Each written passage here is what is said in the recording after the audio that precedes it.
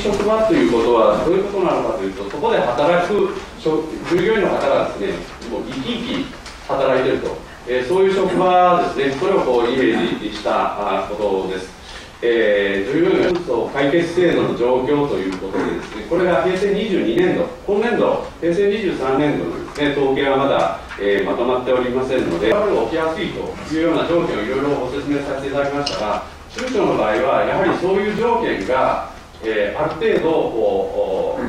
揃うといったらあれですが、原因は何なのかということで、今は背景的なこととかきっかけ的なことをお話をしましたが、我慢しきれないから文句言うという、もうそういうパターンですね、自身の中にある、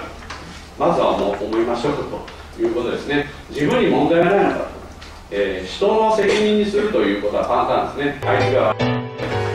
いろいろ我々も判例ですね、最近の判例をこう勉強したりとか、裁判官の結論を見ていくと、どうもこれ企業経営の実態、あるいは損害賠償ということ、刑事上では刑事罰ですね、賃金払い、労災、合格死とかそういうことがあると訴訟、それから風評被害、今インターネットですぐパッとこう広まりますからね、ツイートから厳しくトラブルにならないようにということで解雇について平成16年、それから平成22年には、坂上産業労働大臣の時でしたが、サービス残業というのを賃金不払い残業というふうに呼称します。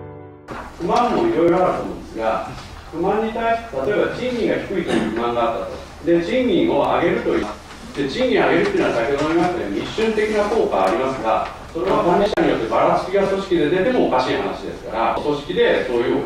こんなことが出ないようにしていくというようなことですね。ですから、不満要因を自分がこうやったらもっと喜んでもらえるんじゃないか。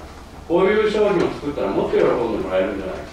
こういうサービスをすればもっと喜んでいただけるんじゃないか。従業員が生き生きと働いている。難しい仕事があっても積極的に挑戦をしていく。こういうことを今度やりましょう。ぜひこういうことをやりましょう。就業規則はしっかり整備しましょうということですね。具体的に整備しましょう。何かあればそこを見直していただかないといけない